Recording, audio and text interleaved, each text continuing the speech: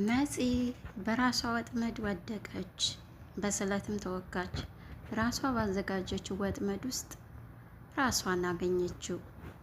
አንዳንድ ጊዜ ለሰዎች የምትቆፍሩትን ጉድጓድ አታርቁት፣ የሚገባበት አይታወቅምና ይላል የሀገሬ ሰው ሲተርት።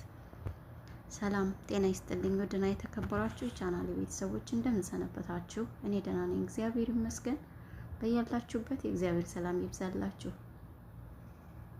እንግዲህ እዚህ ድረስ ከመጣችሁ አይቀር ቻናሌን ከከፈታችሁት አይቀር ላይክ፣ ሼር፣ ሰብስክራይብ እያደረጋችሁ ቤተሰብ ያልሆናችሁ ቤተሰብ ሁኑኝ። ቤተሰብ የሆናችሁ ደግሞ ቪዲዮውን ስትጀምሩ ላይክ በማድረግ እንደምትጀምሩልኝ ባለሙሉ ተስፋ ነኝ። የኔ ተወዳጆች መልስ ድራማ ክፍል 4ን ይዤላችሁ መጥቻለሁ። እንግዲህ ነፂ በራሷ ወጥመድ ባጠመደችው ወጥመድ ራሷ ወድቃበታለች። አንዳንድ ጊዜ አንዳንድ ሰዎችን የራሳችን ለማድረግ የምንሄድበት ርቀት ምን ያህል ከባድ እንደሆነ የሚያሳይ ይመስለኛል ይሄ ድራማ። ነገር ግን ሰዎች ለኛ ካልተፈጠሩ በግድ የኛ ልናደርጋቸው አንችልም።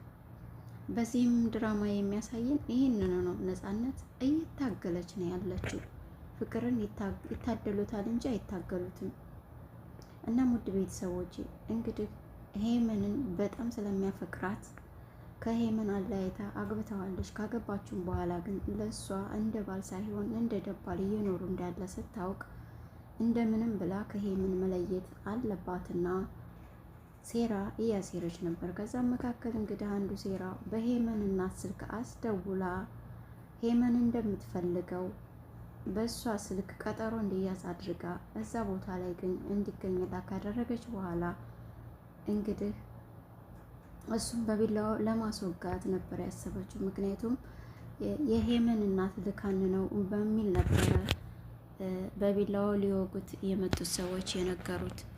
ግን ዳግም ያንን ቃል ሰምቷል። በመካከል ግን ራሷ ገባችና ራሷ ተወጋች። በዚሁ አጋጣሚ እሷ ያሰበችው ለእኔ ስትል ሞታልኛለች፣ ሞትም ቢሆን አይነት እንዳስብና እሷን እንዳፈቅራት ነው።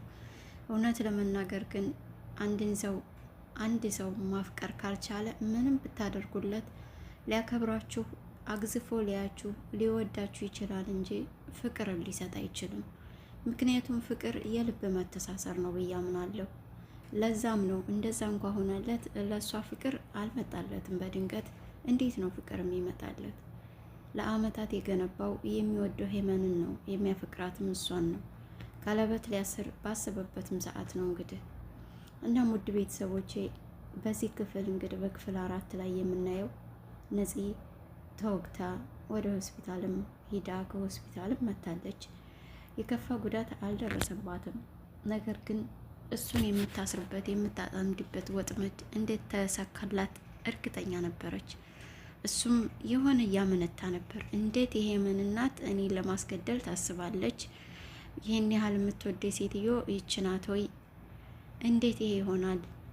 ነፂስ ደግሞ ምን ያህል ብትወደኝ ነው ይህን ያህል መስዋዕትነት የከፈለችው? እያለ ከራሱ ጋር እያወራ ነበርና የነፂ አባት መጥቶ ልጄን መውሰድ አለብኝ፣ አስታምማለሁ፣ ለእሷ ነው የምኖረው ምናምን አይነት ነገር ሲል የሄመን አባት የነፂ አባት ካሁን በኋላ እኮ ነፂ ሚስቴ ነች፣ ሚስቴ ደግሞ የኔ ኃላፊነት ነች፣ የሚጠበቅብኝን ሁሉ አደርጋለሁኝ፣ ስለዚህ ምንም ነገር ሀሳብ አይግባ ብሎ በነፂ ፊት ለአባቷ ይሄን ቃል ሲገባ ነፂ በደስታ ልቧ እየፈነደቀ ነበር።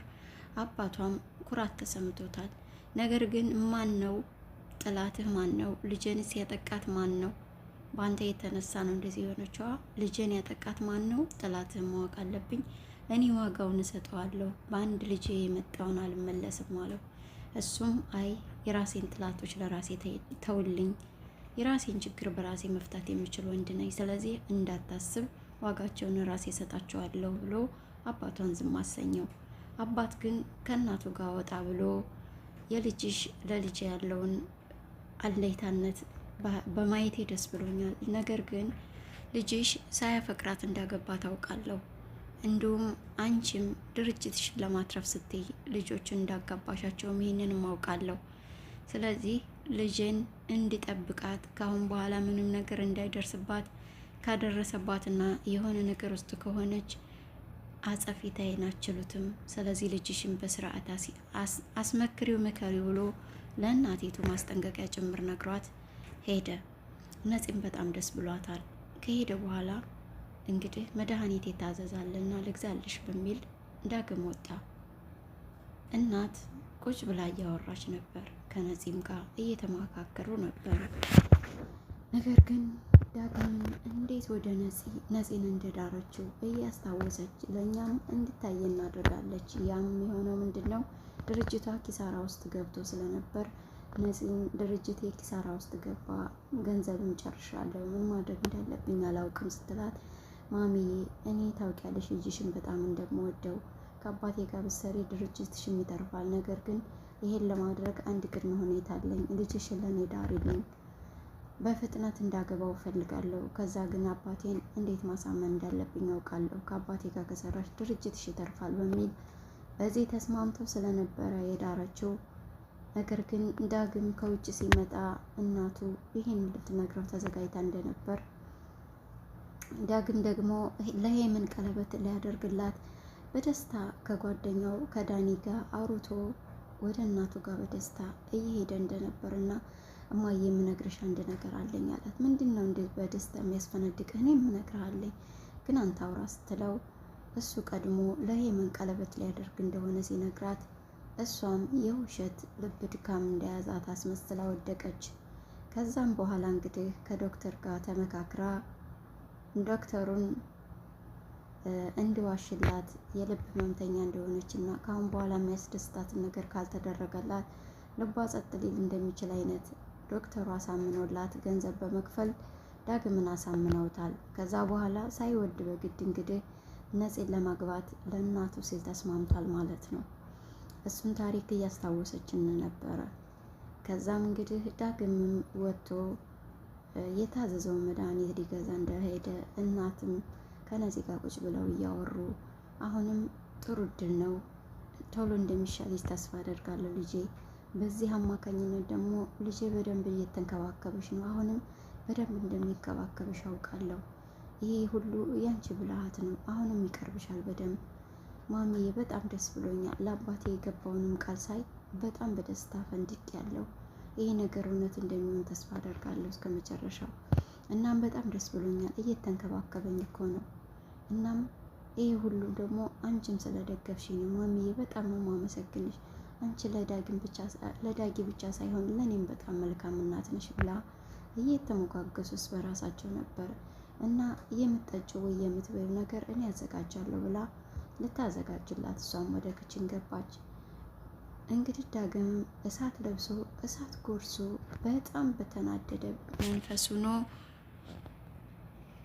ወደ እነ ሄመን ቤት እየገሰገሰ ነው ያለው። ነፂም እዚህ ጋር የሄመንና ልታስገድልህ እንደነበር እሷ ናት የላከችን ሲሉ ሰምቻቸዋለሁ። እንዴት ግን ለአባቴ ዋሸኸው? ምንስ ልታደርግ ነው አለችው ብላው ነበረ ነፂ። እሱም ለእኔ ተይልኝ፣ ምን ማድረግ እንዳለብኝ ያውቃለሁ፣ ግን ደግሞ ይሄንን እናቴ ማወቅ የለባትም፣ የሄመን እናት እንዳደረገችው ማወቅ የለባትም ብሎ አስጠንቅቋት ነበር። እና በጣም ተናዶ ወደ ሄመን ቤት ሄደ። በሩን ቆረቆረ። የሄመን እናትና ሄመን ደግሞ ቁጭ ብለው እራት እየበሉ የሄመን አባት እንዴት እንደሄደ እንዴት እንደተገናኙ ስለ አባቷ ለሄመን እያወራቻት ነበር እናቷም ልጇን ካለችበት የሀዘን ስሜት ለማውጣት የምችለውን ሁሉ እያደረገች ነበር። በዛ መካከል በሩ በደንብ ተቆረቆረ። ማን ነው አሉና፣ አይ ዳኒ መጥቶ ይሆናል በዚህ ሰዓት እየተባባሉ በደንብ ሲቆረቆር ክፍት ነው ግቡ ሲሉም አልሰማም። ብርግድ አድርጎት ባንዴ በሩን ሲገባ ደነገጠች። የሄመንም እናት በስማም ብለው ሁሉም ከተቀመጡበት ተነሱ። እናም እዛው እንደቆሙ እንግዲህ ዳኒም ፊቱ በጣም በሚያስፈራ እሳት ለብሶ እሳት ጎርሶ ወደ እነ ሄመን ቤት ገባ። ነፂን ባጠመደችው ወጥመድ እንግዲህ በስለት ተወግታ አልጋ ላይ ትገኛለች። ለጊዜው እንግዲህ ዳግምም ሄመን ቤት ገብቷል። ምን ሊላቸው ይችል ይሆን? ምንስ ያደርግ ይሆን? በክፍል 5 ይዤላችሁ የሚመጣ ይሆናል። የኔ ተወዳጆች እስካሁን አብራችሁ ስለነበራችሁ ስለምትከታተሉኝ ምስጋናዬ ከልቤ ነው። በያላችሁበት የእግዚአብሔር ሰላም ይብዛላችሁ። አሁንም በድጋሚ ላይክ፣ ሼር፣ ሰብስክራይብ ማድረጋችሁ አይረሳ። እኔም በጣም ይጠቅመኛል። በድንገት እንኳን ቪዲዮን የከፈታችሁ ላይክ አድርጋችሁልኝ ይለፉ። አመሰግናለሁ።